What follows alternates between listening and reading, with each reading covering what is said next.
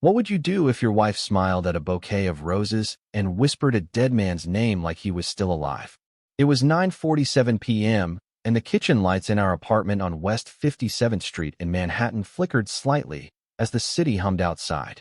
The roses sat between us on the marble counter, deep red, freshly cut, wrapped in expensive paper that I knew I didn't pay for. I asked her who sent them, expecting a coworker, maybe a client. She didn't hesitate. "Daniel," she said softly, almost fondly. "Daniel."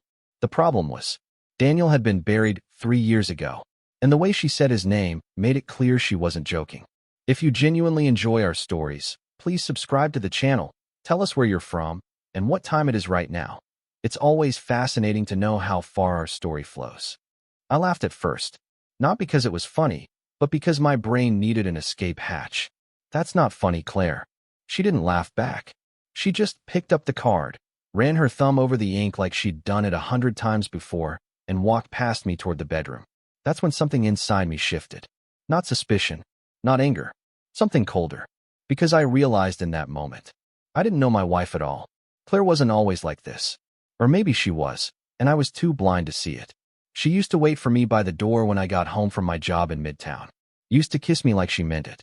Used to look at me like I was enough. That changed slowly. First, it was her phone, always face down, always silent. Then late nights at work. Then weekends she suddenly needed space. I tried to ignore it. Men like me, we don't want to believe the obvious. We convince ourselves love is still there, buried under stress, under routine. But love doesn't make your wife smile at messages she won't show you. And it definitely doesn't make her whisper a dead man's name over roses. I started watching her. Quietly, carefully, like a stranger living in my own home. Her patterns became obvious once I stopped trusting her. Every Tuesday and Thursday, she'd leave at 7:30 p.m. sharp. Always dressed just a little too well for casual dinners. Always that same perfume, the one she used to wear only on anniversaries. One night, I followed her. She drove downtown, past the chaos of Times Square, past the noise, past everything familiar, and parked near a boutique hotel on Mercer Street. I stayed back, heart pounding so loud I thought it might give me away. Then I saw him. Not Daniel. A man very much alive. Tall. Confident. The kind of man who doesn't look around because he's never been told no. He walked up to her like he owned her. And she let him. No hesitation. No guilt. No second thoughts. They kissed like I didn't exist. Like our 10 years meant nothing. I didn't confront her. Not then. Because anger fades. Evidence doesn't. That night, I broke. Not loudly. Not dramatically. Just quietly. Sitting in the dark of our living room while she slept beside me like nothing had happened. I stared at the ceiling and realized something brutal. She didn't respect me. And people like Claire, they don't stop until they're forced to. So I stopped being her husband and became something else. The next weeks were methodical. I accessed our phone records, cross-checked numbers, found his name, Marcus Hale. I hired a private investigator out of Queens. Expensive, worth every dollar. Photos, videos, hotel receipts, text message backups. Every lie she told me became a document. Every betrayal, a piece of leverage. And then I found something even better.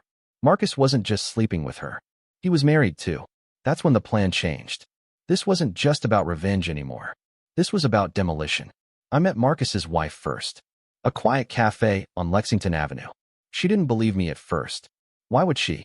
Until I showed her everything. Her face didn't break like mine had. It hardened. "Tell me what you need," she said. The trap was simple, elegant, legal. I filed for divorce first. Quietly, strategically. My lawyer made sure Claire wouldn't see it coming. At the same time, Marcus's wife began her own process. We timed everything. The exposure, the collapse, the fall. The final piece was public. Claire loved appearances, social status, her curated life on social media. So we gave her an audience.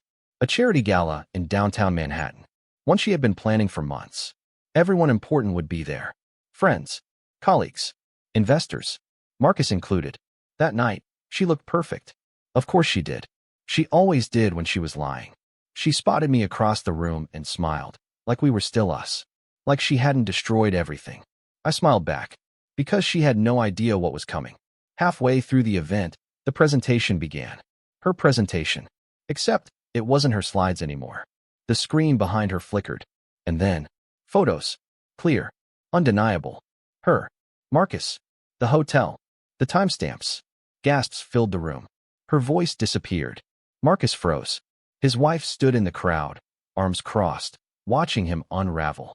Claire looked at me. Finally. Really looked at me. And in her eyes, for the first time, fear. The fallout was immediate. Her job? Gone within a week. Reputation? Destroyed overnight. Friends? They disappeared faster than I expected. Marcus lost everything too. His marriage. His business partnerships. His credibility. Turns out, people don't trust men who lie that easily. The divorce was quick. Clean. Brutal. Because I had everything. Every receipt. Every lie. Every betrayal documented with precision.